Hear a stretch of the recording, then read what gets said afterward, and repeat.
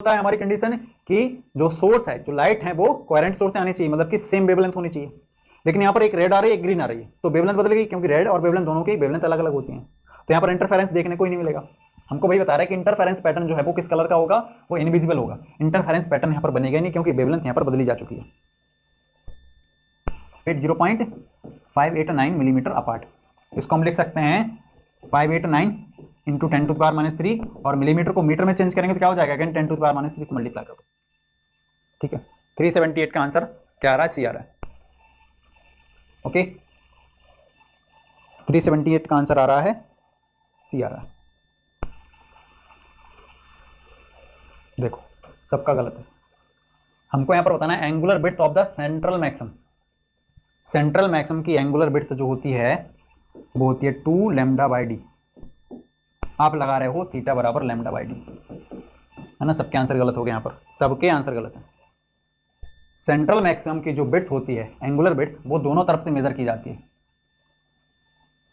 दोनों तरफ से मेजर की जाती है थीटा, जिसको हम बोलते हैं 2 λ/d, नॉट दी λ/d।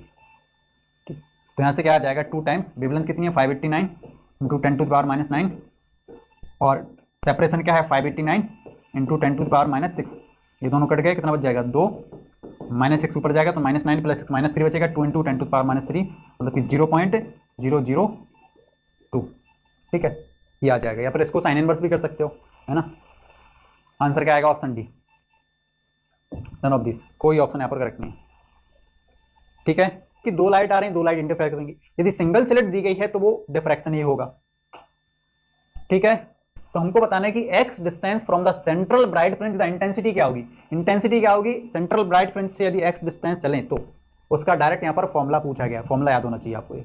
ठीक है, मैं यहाँ पर आपको बता देता हूँ, यहाँ पर ड्रॉ कर लेते हैं। चलो ये मान लेते हैं अपने पास ब्राइट फ्रिंज है।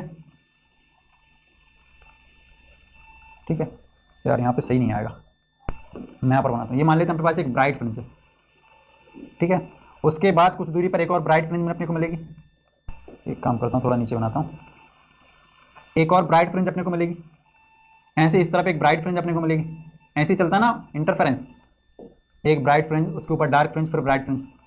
तो क्या होता है, यहाँ पर दिया क्या है, क्वेश्चन में ध्यान से देखना, यहाँ पर दिया गया है कि बीटा भी जब यहाँ पर I0 with intensity at the central bright fringe, central मान लेते हैं ये, तो सेंट्रल ब्राइट फ्रिंज पर जो इंटेंसिटी अपने को मिल रही है वो I0 मिल रही है।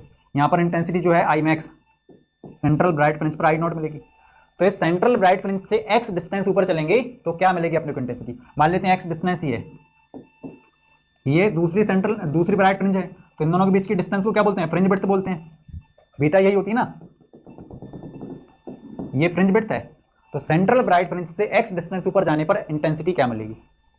ठीक है, मालूस लॉ नहीं है, ये डायरेक्ट फॉर्मूला है। यदि आपको नहीं पता है तो ये वाला फॉर्मूला नोट कर लेना, ऑप्शन 3 यहाँ पर करेक्ट है। इंटेंसिटी जो मिलती है I0 cos square x pi divide by beta, यदि आपको नहीं पता है फॉर्मूला।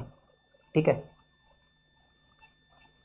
यदि कहीं से मिस हो गया फॉर्मूला तो ये फॉर्मूला लिख लेना। यदि हम सेंट्रल ब्राइट फ्रिंज से x डिस्टेंस चलेंगे तो इंटेंसिटी अपने को मिलेगी कितनी, I0 cos square pi x divide by beta.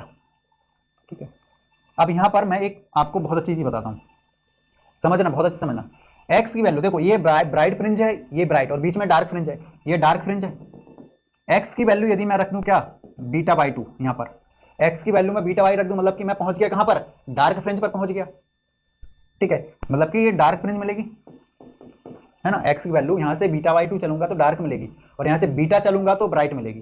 तो β/2 इसमें रखूंगा तो क्या आ जाएगी, I बराबर I0 cos स्क्वायर, x की जगह β/2 रखेंगे तो x, पाई की जगह पाई, x की जगह मैं रखूंगा β/2 और नीचे बीटा है, तो बीटा से बीटा कट जाएगा, कितना हो जाएगा, पर π/2 हो जाएगा। cos स्क्वायर π/2 कितना होता है, 0 होता है, तो इंटेंसिटी क्या मिलेगी, 0 मिलेगी। ठीक है, मतलब कि यहाँ पर इंटेंसिटी जो है वो यहाँ पर 0 मिलेगी, क्योंकि यहाँ पर डार्क फ्रिंज है। तो जब हम β/2 चलते हैं, डार्क फ्रिंज मिलती है, इंटेंसिटी 0। ऐसे यदि आप इसमें x की वैल्यू क्या रखोगे, बीटा रखोगे, x की वैल्यू बीटा रखोगे तो आपको ब्राइट फ्रिंज मिलेगी, इंटेंसिटी आपको I0 मिल जाएगी, इंटेंसिटी I0 मिल जाएगी ना, 379। बस आपको ये फॉर्मूला याद रखना है। ठीक है, ये कोई डेरिवेशन मैं नहीं करा रहा हूँ यहाँ पर, बस फॉर्मूला याद रखिए कि सेंट्रल